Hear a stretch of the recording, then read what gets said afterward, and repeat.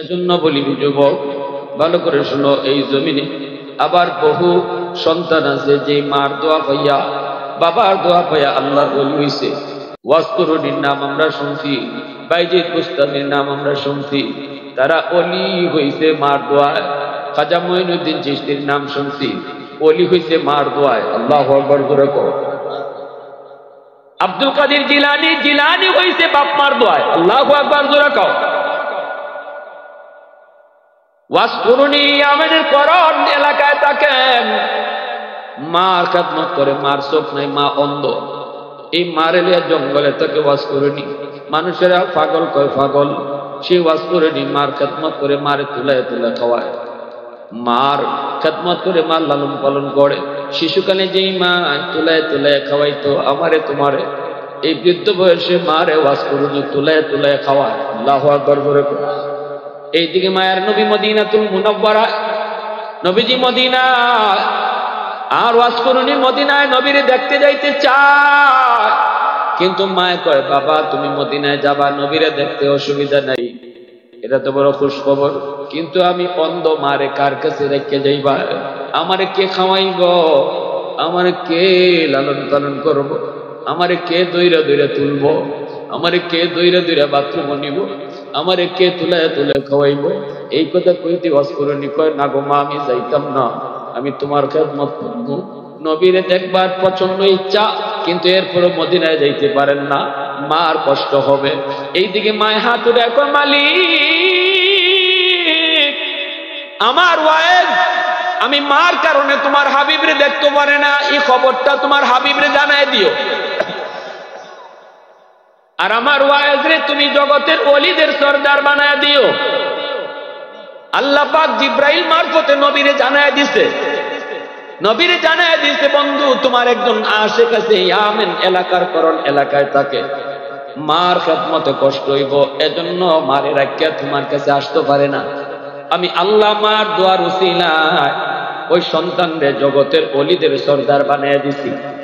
খালি ওলি না, দুনিয়ার সমস্ত ওলিদের সরদার আমি তারে বানায় দিছি। এবং চেয়ে মুস্তাজাবুদ দাওয়া, হাত উঠায় দোয়া করলেই আমি দোয়া কবুল করে নেই, হে দোয়া করলেই দোয়া কবুল করে নেই। বন্ধু তুমি তোমার গুনাহগার উম্মতের জন্য তার কাছে তুমি দোয়া চাইও, তার কাছে দোয়া পৌঁছাও। সে যদি দোয়া করে তোমার গুনাহগার উম্মতরেও আমি আল্লাহ তার দোয়ার উসিলায় মাফ করে দিব। আরো জোরে কোন না সুবহানাল্লাহ। मैं तालिब मौला हूँ मेरे इश्क निराला, मैं तालिब मौला हूँ मेरे इश्क निराला, है जुमला जहाँ जिनके तजल्ली से उजाला, है जुमला जहाँ जिनके तजल्ली से उजाला, माँ दर्द जहाँ गैर खुदा यार नदारम, যদি আদে খুদা হিচ দিগর কার নদারম, যদি আদে খুদা হিচ দিগর কার নদারম। নবীজির চোখ থেকে দর দর করে পানি পড়ে, নবী কান্দে আর কই যুবক কেমন কামটা তুই করলি রে? মারে কান্দে গি, মা এখনো দুনিয়া জীবিত। এ যুবক কত সন্তান দুনিয়াতে আমরা এমন দেখি, বাপ মা জীবিত থাকলেই বাপ সন্তান মারা যায়। দুনিয়া আসার সময় সিরিয়াল মেনটেন করে, আগে বাবা আসে এরপরে সন্তান আসে, কিন্তু বাবা যুবক দুনিয়া থেকে বিদায় নেওয়ার সময় কে আগে যায় কেউ জানে না রে। বাবার আগে ছেলে যায় নাকি দাদার আগে নাতি যায় কেউ জানে না, কেউ জানে না কে আগে যায় কেউ জানে না। এই জমিনে বাবার কাঁধে যখন সন্তানের লাশ উঠে, পৃথিবীতে এর চেয়ে ভারী কোনো বোঝা হয় না। যেই বাবা সন্তানের লাশ কাঁধে লইয়া কবরে যায়, এত বড় ভারী বোঝা জমিনে আর হয় না। এজন্য আমার নবী, রহমতের নবী, মায়ার নবী, তিনি কাঁদলেন। যুবক আগে মারা গেছে, ছেলে আগে চলে গেছে, মা এখনো দুনিয়ায় জীবিত আছে, কিন্তু মার কলিজার মধ্যে ব্যথা। দুনিয়ায় থাকতে মারে কষ্ট দিয়া গেছে, বাবারে কষ্ট দিয়া গেছে, বাপ মার কলিজার ভিতরে ব্যথা রইছে, মাপ নেই নেই, বাবার কাছ থেকে মাপ নেই নেই, মারে খুশি করে কবরে যায় নেই। এজন্য আল্লাহ কয় না না বন্ধু, তোমার সুপারিশটাও আমি আল্লাহ কবুল করব না যতক্ষণ পর্যন্ত তার মা তারে মাফ না দিবে। এ আল্লাহর গোলাম, কে কবরে আগে যায় কেউ জানি না। মার কলিজায় বেতারে আঘাত দিয়া রাখছো, বাবার কলিজায় তুমি আঘাত দিয়া রাখছো। আজ যদি তোমার মরণ হয়, কাল যদি তোমার মরণ হয়, বাবার কলিজায় ব্যথা যদি থাকে, মার কলিজায় আঘাত যদি থাকে, যুবক, পৃথিবীর এমন কোন শক্তি নাই তোমারে আল্লাহর কাছে মাফ করাইতে পারে। আব্দুল কাদের জিলানী, মঈনুদ্দিন চিশতির মতো হাজারো আব্দুল কাদের জিলানী যদি ঘরে দাওয়াত করে খাওয়া, আর তারা যদি তোমার জন্য দোয়া করে, আল্লাহ দোয়া কবুল করবে না। কারণ হাজার আব্দুল কাদের জিলানী আমার নবীর পায়ের ধুলার সমানও না, ঠিক কিনা জোরে কও। যেখানে আমার নবীর সুপারিশটা আল্লাহ কবুল করছে না, এজন্য যুবক, পৃথিবীর কোন শক্তি নাই তোমার আল্লাহর কাছে মাফ করাইতে পারে যদি মা বাপে তোমারে মাফ না করে। এজন্য আল্লাহর পাক কয়, দোস্ত, যতক্ষণ পর্যন্ত তার মাফ না করব, আমি আল্লাহ তারে মাফ করবো না, আমি তারে মাফ করবো না। অথচ আমার নবীর হাতের কি পরিমাণ দাও। আমার নবী হাত উঠাইতে দেরি হয়, আল্লাহ দোয়া কবুল করতে দেরি হয় না। অথচ এই জায়গায় নবী 3 বার হাত উঠাইছে, তবু আল্লাহ দোয়া কবুল করতেছে না। দুনিয়ার মানুষকে খুশি করতেছো, কিন্তু মারে খুশি করলাই না, বাপরে খুশি করলাই না। সারা দুনিয়ার মানুষ যদি তোমার উপর খুশি থাকে, আল্লাহ খুশি হবে না। কারণ রাসূল বলেছে, রাদার রাব্বি ফি রাদাল ওয়ালিদাইন ওয়া সাকাতু রাব্বি ফি সাকাতিল ওয়ালিদাইন। বাপ মা খুশি থাকলে আল্লাহ খুশি, বাপ মা নারাজ হলে আল্লাহ নারাজ। আমার ভাইরা বন্ধুরা, তাবুক যুদ্ধ থেকে নবীজি আসতেছেন। আলী রাদিয়াল্লাহু তাআলা আনহু কুরাতে নবী ঘুমালেন। নবী বলতেছেন, আলী, আমি একটু বিশ্রাম নিব। তোমার কুরাতে আমি নবী একটু মাথা রাখলাম। আলী রাদিয়াল্লাহু তাআলা আনহু কুরাতে নবীজি একটু মাথা রেখে বিশ্রাম নিলেন। আলী রাদিয়াল্লাহু তাআলা আসরের নামাজটা তিনি পড়েন নাই। মনে মনে ভাবতেছেন, নবী ঘুম থেকে উঠলে অথবা নবী বিশ্রাম থেকে শেষ করলে আমি আসরের নামাজটা পড়ে নিব। কিন্তু নবীজির চোখ লেগে গেল, আল্লাহ নবীর চোখ লেগে গেল। আলী রাদিয়াল্লাহু তাআলা চিন্তায় পড়ে গেলেন, সূর্য তো লাল হয়ে গেছে, একটু পরে সূর্য ডুবে যাবে। নবীজি চোখ যদি না খুলে, তাহলে তো আমার আসরের নামাজ কাজা হয়ে যাবে। এখন কি আমি নবীরে ডাক দিব, নাকি আমার নামাজ কাজা করে হয়ে যাবে? আলীর মন আলীকে ডাক দিয়ে কয়, না রে আলী, তোর নামাজ কাজা হয়ে যাবে, তবুও দু জাহানের বাদশার ঘুম ভাঙাবি না। দু জাহানের বাদশা তোর পুরাতে ঘুমায়, আমার নবীর ঘুম ভাঙায় নবীর কষ্ট দিবি না। নামাজ কাজা হয়ে যাক। সূর্য ডুবে গেল, আলী নবীরে ডাক দিলেন না। নবীজির ঘুম ভাঙলো। নবীজি চাইয়া দেখেন আলীর চেহারাটা অনেক পরেশান। নবী ডাক দেয়া কয়, আলী এত পরেশান কেন? আসরের নামাজ কি তুমি পড়ো নাই? আলী কয়, নবী গো, সূর্য ডুবে গেছে, আমি তো ভাবছি আপনি একটু করে উঠে যাবেন, কিন্তু না না, আপনার চোট লেগে গেল। নবী বলতেছেন, আলী আমারে ডাক দিলায় না কেন?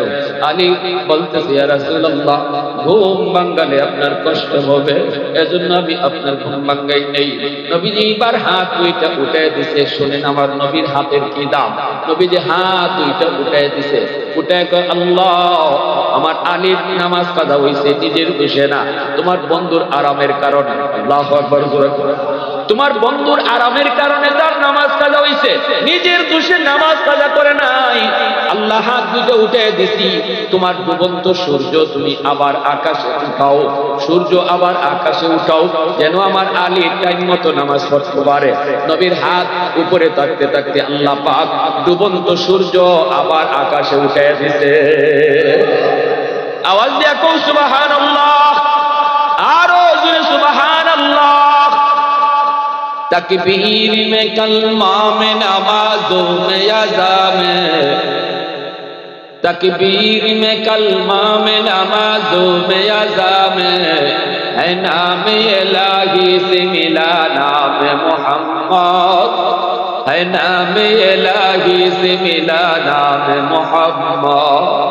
फरमाते ही आदम को मुझे कुंदतरी में लकहा हुआ तो बाब मिला नाम मोहम्मद, लकहा हुआ तू बाप मिला नाम मोहम्मद महबूब ने कहा सल्ले अला नाम मोहम्मद आंखों की जिया दिल की जिला नाम मोहम्मद आंखों की जिया दिल की जिला नाम मोहम्मद मुसलमाনের आवाज देखो अल्लाहु আকবার দেখেন নবীজির হাতের কত দাম কিন্তু এই জায়গায় নবীজি তিনবার হাত উঠাইছেন অথচ আল্লাহ পাক নবীর দোয়া কবুল করে না নবীজির সুপারিশ আল্লাহ কবুল করে না আল্লাহ জানায় দিয়েছে বন্ধু এই মা যতক্ষণ পর্যন্ত তার সন্তানরে মাফ না করব আমি আল্লাহ তোমার সুপারিশ কবুল করব না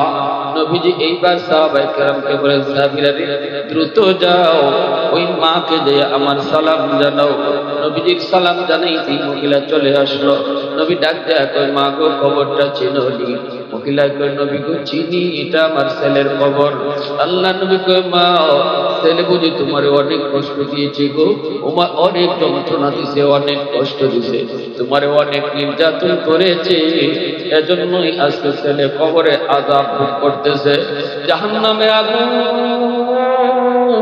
জাহান্নামের আগুন তার কবরে দাও দাও করে জ্বলে সাপের কামড় খায় মা মা করে চিৎকার করে কাঁদতেছে আল্লাহ আমারে অন্তর চোখে দেখাইছে ও মা আমি ওই যুবকের জন্য একবার নয় দুইবার নয় তিনবার আমি সুপারিশ করেছি কিন্তু আল্লাহ তার আমার সুপারিশটা কবুল করে না তার আযাব আল্লাহ বন্ধ করে না আল্লাহ আমারে সাফ সাফ জানিয়ে দিয়েছে মা গো তুমি যতক্ষণ পর্যন্ত তারে মাফ না করবা আল্লাহ পাক তার আযাব বন্ধ করবে না আমি নবী সুপারিশ করি গো মা 10 মাস 10 দিন যে সন্তানের পেটে নিছো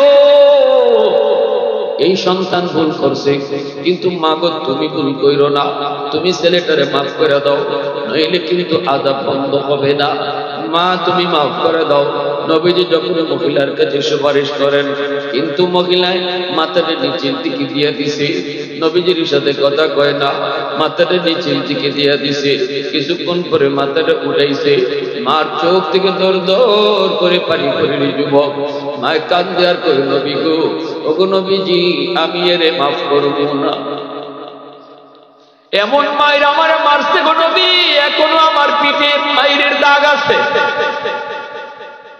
এখনো আমার মায়ের দাগ আছে মরার আগের দিনও আমারে মারছে নবী গো বউয়ের কথা আমি মারে বাদ দেয় না বউয়ের কথা আমি মারে আলাদা করে রাখতো শীতের দিনে আমি মায় কষ্ট করছি শীতের কাপড় দিচ্ছে না নিজে শীতের কাপড় কিনছে বউরে শীতের কাপড় কিনে দিছি আমার এই শীতের কাপড় কিনেও দিত না একটা বাংলা ঘরের মধ্যে বারান্দার মধ্যে আমারে রাখতো শীতের বাতাস আমারে কষ্ট দিছি নিজে থাকছে বড় আরামে বউ বাচ্চা নিয়া কিছু থেকে কিছু হইলে বউয়ের কথায় আমার গায়ে এসে হাত উঠাইতো আমারে পেট দিয়ে ফুটাইতো গো নবী এখনো আমার পিঠে তার মাইনের দাগ আছে আমি এরে মাফ করবো না মাফ করবো না মাফ করবো না এই বইলা যখন মা কাঁদবে আমার নবী চোখের পানি জড়ায় কান্না করে সাহাবায়ে কেরাম তারাও কান্না করেন আল্লাহ নবী আল্লাহর কাছে কয় মালিক মার কলিজাটা অনেক শক্ত হয়ে গেছে কলিজাটা পাথর হয়ে গেছে সন্তানের কষ্টের কারণে জুলুমের কারণে নির্যাতনের কারণে ও মালিক এখন আমি কি করবো গো কেমনে ওই যুবকের আযাব বন্ধ করাবো মায় যদি মাফ না করে তুমি তো তার আযাব বন্ধ করবা না এখন আমি কি করবো গো মালিক আমি তো রহমতের নবী দয়ার নবী উম্মতের কান্ডারি নবী আমি যুবককে এই অবস্থায় কবরে রাইখা কেমনে যাই ও মালিক আমি তোমার কাছে হাত উঠাইলাম আরেকটা সুপারিশ করি আল্লাহ তুমি আমাকে যেইভাবে কবরের আযাব দেখাইছো এইভাবে তার মার তুমি দেখায় দাও কারণ আমি নবীর মন বলে মায় যদি কবরের আযাবটা নিজের চোখে দেখে তাহলে মার দিল নরম হয়ে যাবে বিদেশ বাড়িতে সন্তান যদি বিপদে পড়ে সবার আগে মায় টের পায় ঠিক কিনা যুবক আওয়াজ দিয়ে কও বিদেশ বাড়িতে সন্তান যদি মারা যায় সবার আগে মার কলিজায় খবর হয়ে যায় এটা হলো সন্তান হিসেবে মার রক্তের বাঁধন এজন্য যুবক কারে কষ্ট দিতেছ কারে তুমি কান্দাইতেছ পৃথিবীতে মায়ের মতো আপন কেউ হবে না, পৃথিবীতে মায়ের মতো আপন কেউ হবে না। তোমরা কোনদিনও মায়েরই মনেতে কষ্ট দিও না, তোমরা কোনদিনও মায়েরই মনেতে কষ্ট দিও না। পৃথিবীতে মায়ের মতো আপন কেউ হবে না, পৃথিবীতে মায়ের মতো আপন কেউ হবে না। তোমরা কোনদিনও মায়েরই মনেতে কষ্ট দিও না, তোমরা কোনদিনও মায়েরই মনেতে কষ্ট দিও না। কত পাপী এমন আছে মাকে কষ্ট দেয়, মায়ের মনে কষ্ট দিয়ে অভিশাপ নেয়। মায়ের মনে কষ্ট দিলে খোদা যে সহে না, মায়ের মনে কষ্ট দিলে খোদা যে সহে না। তোমরা কোনদিনও মায়েরই মনেতে কষ্ট দিও না, তোমরা কোনদিনও বাবারই মনেতে কষ্ট দিও না, তোমরা কোনদিনও বাবারই মনেতে কষ্ট দিও না। আল্লাহর নবী এবার আল্লাহর কাছে যখন আবদার করলেন, মালিক কবর আযাবটা আমারে তুমি যেভাবে দেখাইছো এইভাবে তার মারও তুমি দেখায় দাও। সাথে সাথে আল্লাহ পাক নবীর এই আবদার কবুল করে নিছে। মা চোখের সামনে আল্লাহ পাক কবরে আযাব তুলে ধরলো। এতক্ষণ শুধু নবী তিনি আযাবটা দেখতেছিলেন, এখন মাও দেখতেছে।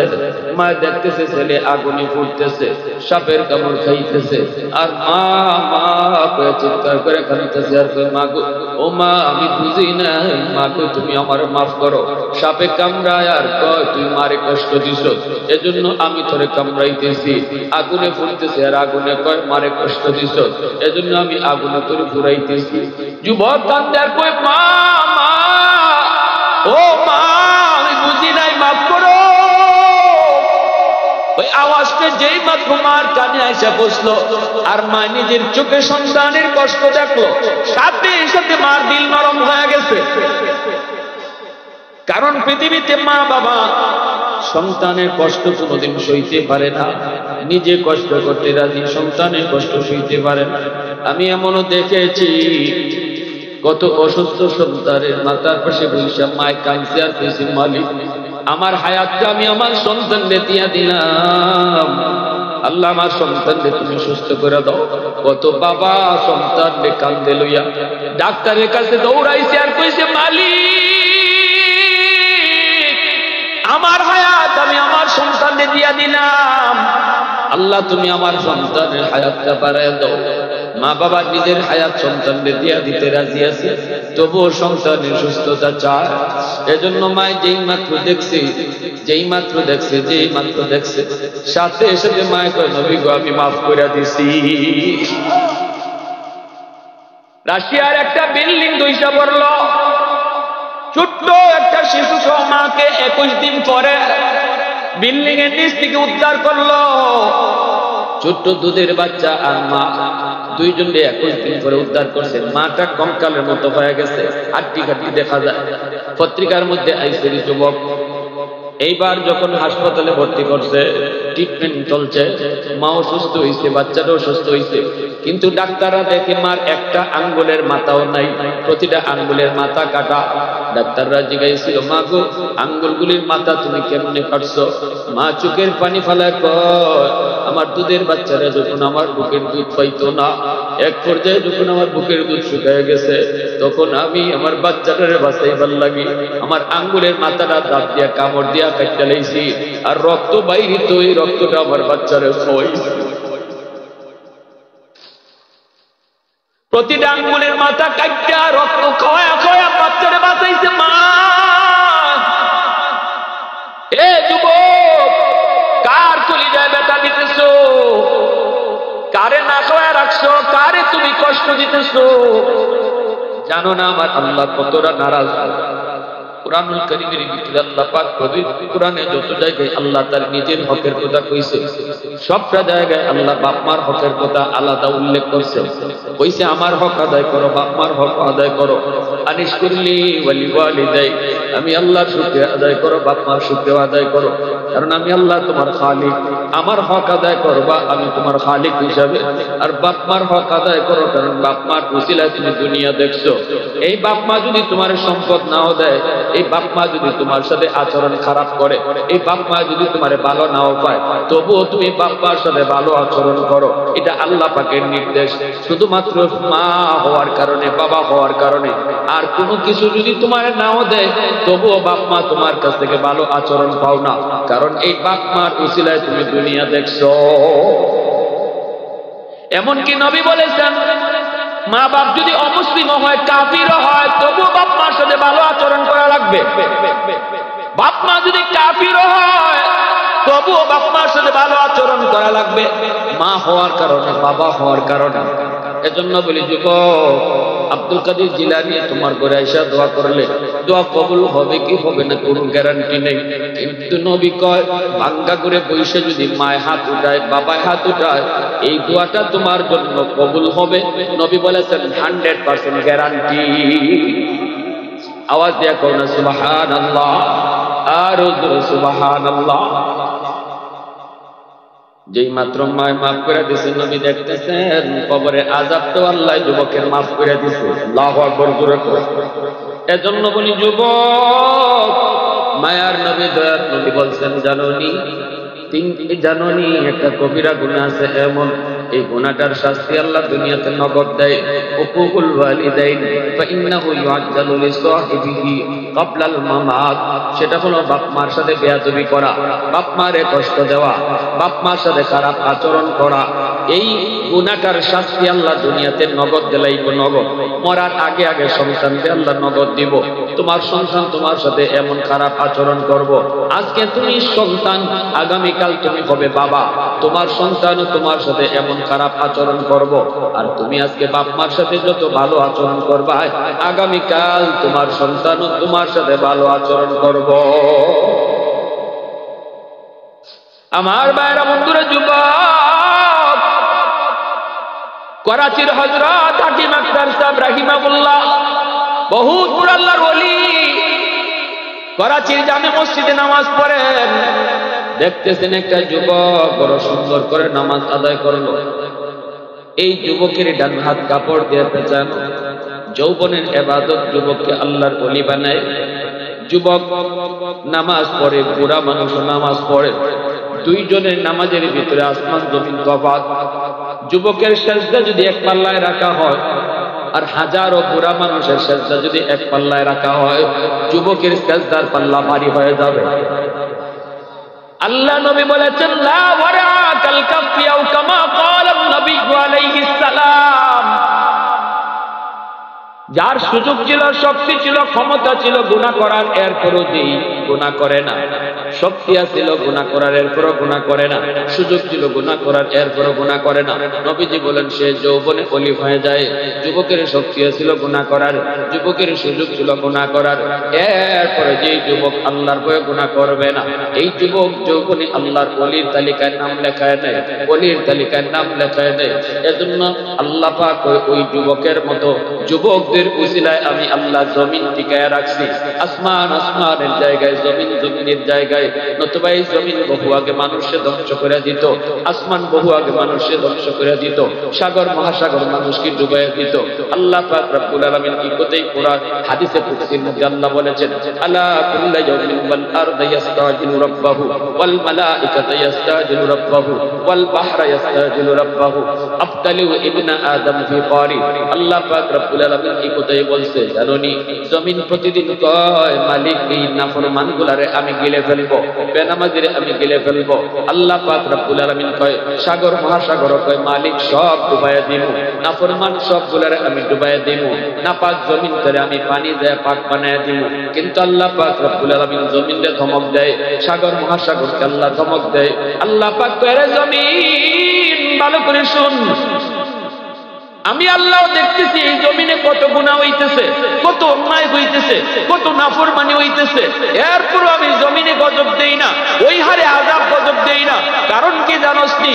কারণ এই মানুষকে আমি আল্লাহ বড় আদর করে বানাইছি।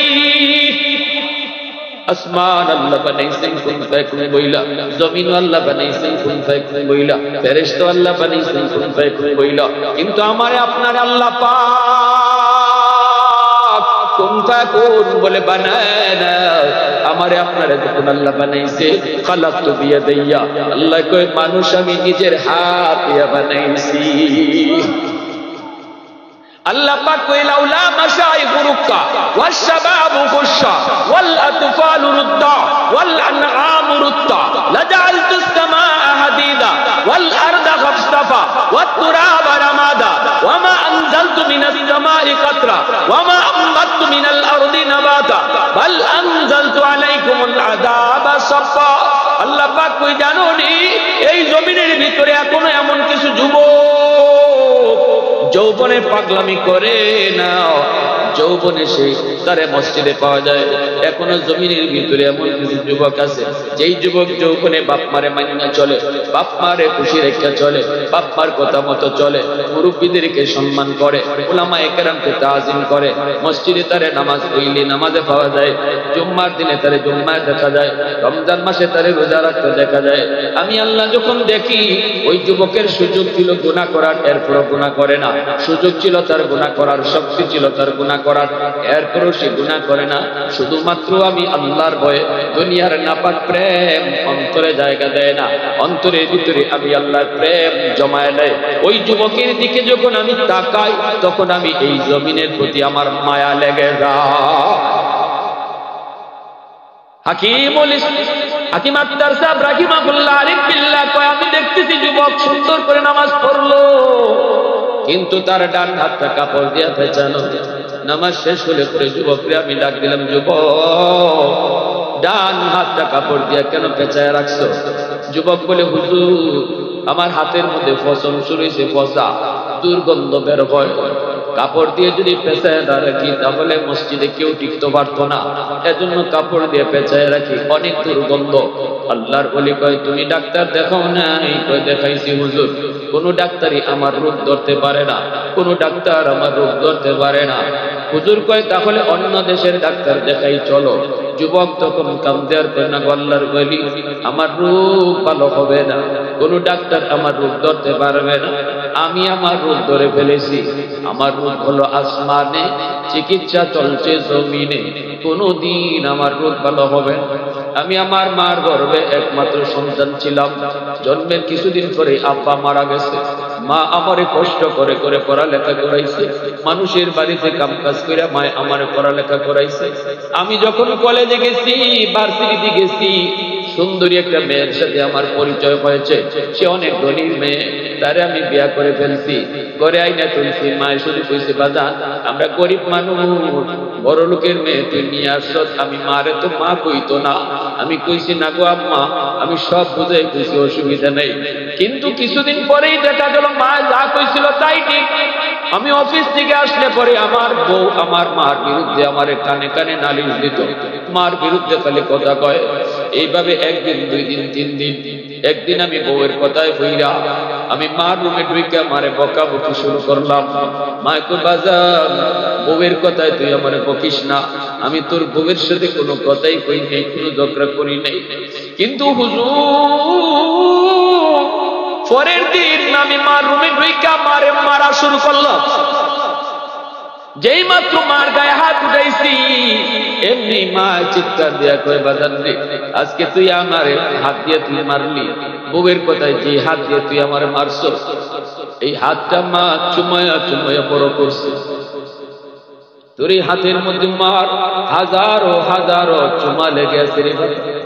তোর বাপ তো জন্মের কিছুদিন পরেই মারা গেছে, বাপের আদর ফাঁস নাই, আমি মা করে আদর করে করে বড় করছি। আজকে এই হাত দিয়া বুঝি মারে মারছ, তোর এই হাত যেন আল্লাহ পচায়া দেয়। যেই মাত্র মা এই বদুয়া দিছে হুজুর, আমি টের পাইছি আমার পায়ের জমিন কাইপা উঠছে। কিছুদিন পরে আমি দেখতে পেলাম আমার হাতের মধ্যে পুরা আল্লাহ দেখা দিছে ফুরা, এই ফুরা থেকে পচন শুরু হয়েছে। ডাক্তার দেখাইলাম, অ্যান্টিবায়োটিক হাই অ্যান্টিবায়োটিক দিল, অথচ ফসা ভালো হয় না। ডাক্তার রাখো, আমরা তো বুঝি না কেন তোমার পছন ভালো হয় না, আমরা তো ভালো চিকিৎসাই দিতেছি। আমি বলেছি ডাক্তার, তোমরা রোগ না ধরলো আমি রোগ ধরে ফেলেছি।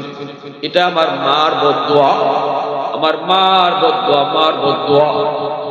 হুজুর, এই দুর্গন্ধের কারণে আমার সুন্দরী বউ আমারে ফলে বাপের বাড়ি চলে গেছে, এলাকার মানুষেরা আমারে এলাকা থেকে বের করে দিছে। এখন আমি দেশে দেশে ঘুরি, মসজিদে মসজিদে আল্লাহর ঘরে ফিরে কামবি। দুনিয়াতে আমার কেউ নাই, কেউ নাই। যেই মা ছিল এই মারে কষ্ট দিছি, মারছি। হুজুর, আল্লাহ আমারে মাফ করুন, আল্লাহ আমারে মাফ করুন। হাকিম আক্তার সাহেব রাহিমাহুল্লাহ কই যুবক, আবু দাউদ শরীফের একটা riwayat আছে, মান যারা কবর আবাওয়াইহি ফি কুল্লি জুমাতিন গুফিরা লাহু কুতিবা বাররাত। জুম্মার দিন যদি বাপ মার কবর জিয়ারত করে কোন সন্তান, এই সন্তানকে আল্লাহ পাক মাফ করে দেয়। জুম্মার দিন কবর জিয়ারত কেউ কোনদিন ভুলবে না।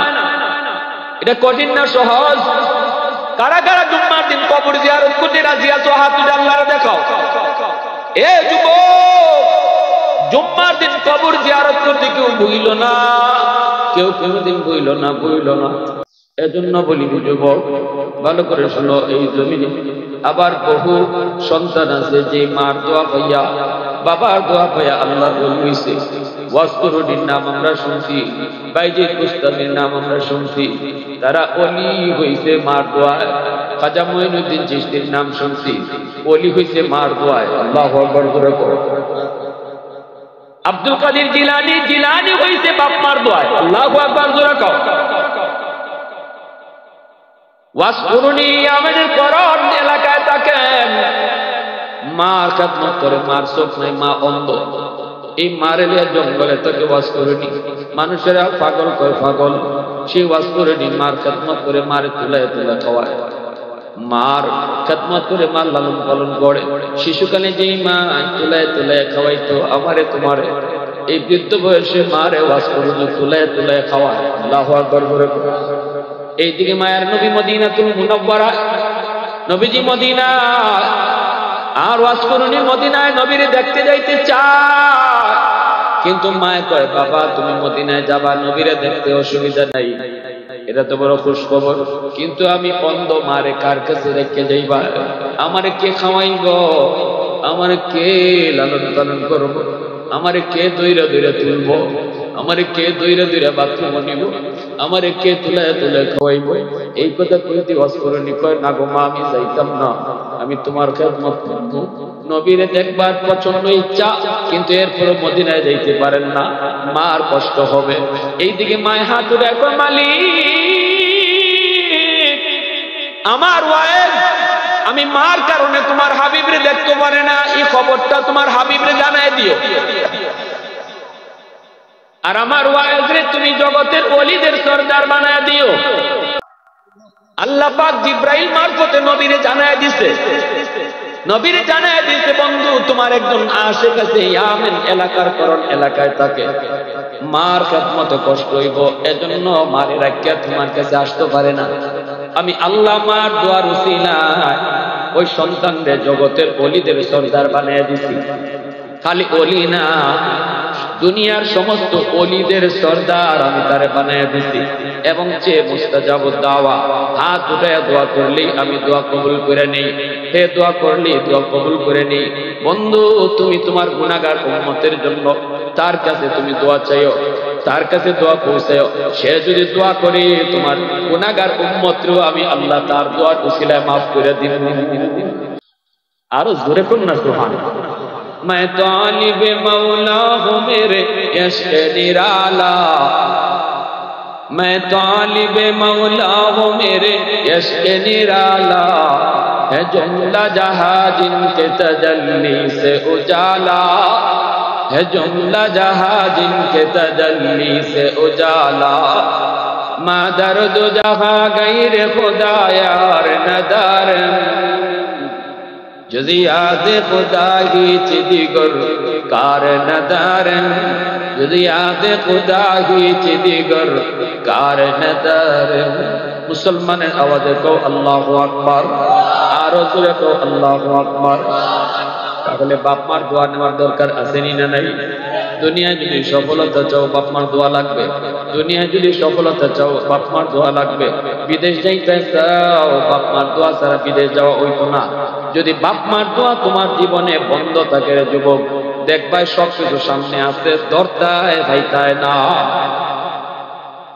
জীবনের তোমার জীবনের পাওয়ার হাউস বাপ মা, ওইখান থেকে যদি লাইন কাটা থাকে দেখবাই সব সামনে আছে, কিন্তু ধরতে কোনটা পাইতে ধরতে পাইতে।